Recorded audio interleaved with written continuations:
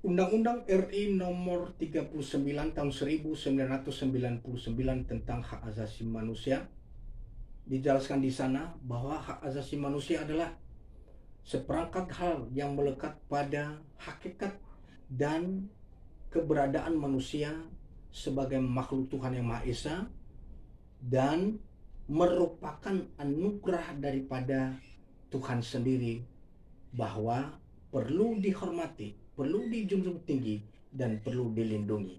Baru-baru ini di tahun 2023 awal, Bapak Presiden Republik Indonesia Bapak Joko Widodo telah menyatakan bahwa telah terjadi pelanggaran HAM berat di negeri ini pada masa lampau.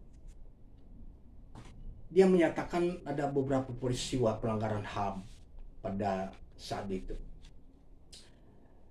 Di mana kami catat di sini bahwa peristiwa di tahun 1965 dan 66 ada peristiwa penembakan misterius di 1982 dan 85. Ada peristiwa Taman Sari Lampung 89. Ada peristiwa Rumah Gedung dan Pos Statis di Aceh 1989.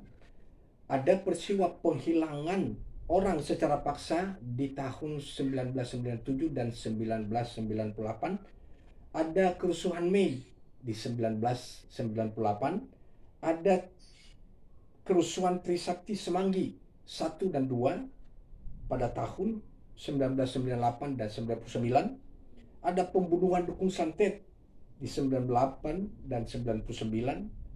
Ada KKA Aceh 1999. Ada peristiwa Wasior di Papua 2001 dan 2002. Dan ada peristiwa Wamena Papua 2003. Dan ada peristiwa Jambu Kempo Aceh di 2003. Terlepas dari peristiwa-peristiwa yang telah disampaikan oleh beliau bahwa telah terjadi pada masa lampau,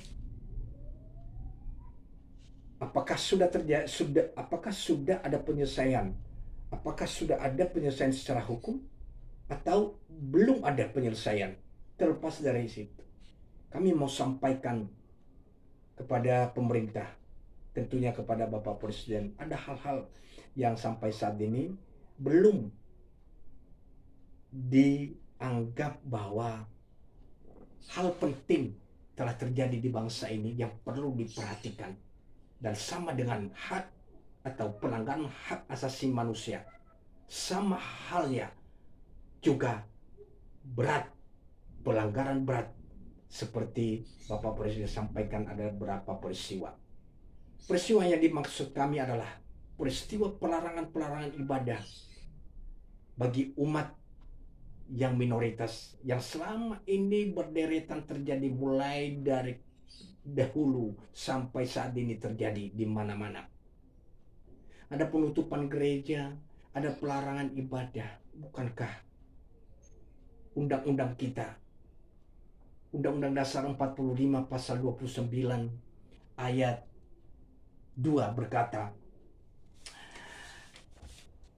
negara menjamin kemerdekaan tiap penduduk untuk memeluk agamanya masing-masing dan beribadah menurut agama dan kepercayaannya. Jadi ada kemerdekaan yang diberikan. Tentu inilah hak yang melekat pada setiap diri manusia itu sendiri. Oleh karena itu kami mohon kepada pemerintah daerah untuk memberikan perhatian yang serius dalam permasalahan dan pelanggaran HAM ini. Baru-baru ini terjadi yang aturannya pemerintah daerah itulah yang melindungi, pemerintah daerah itulah yang mengarahkan, malah pemerintah daerah inilah yang menyenggel gereja. Terjadi di Purwakarta, Bupati Purwakarta menyenggel gereja dengan alasan bahwa tidak ada IMB, tidak ada surat izin. Demikian juga terjadi di Lampung, seorang RT yang memang masuk ke dalam untuk memberhentikan, maksudnya memberhentikan ibadah yang sedang berlangsung, walaupun sudah ditangani oleh dan diadili secara hukum. Baru-baru ini yang sangat juga memberikan sebuah perhatian yang serius terhadap kita ini. Kenapa? Sekelompok umat muslim, umat Islam yang mau melaksanakan sholat id, dan sebelumnya mereka mengajukan permohonan untuk memakai sebuah lapangan untuk sholat id, diminta kepada pemerintah daerah. Hasilnya apa? Mereka tolak dan tidak boleh dipakai. Ironis sekali. Nah, oleh karena itu pemerintah harus sekali lagi perhatian, memberikan perhatian khusus dengan masalah ini. Ini pelanggaran HAM. Ini pelanggaran HAM berat untuk orang-orang yang beragama.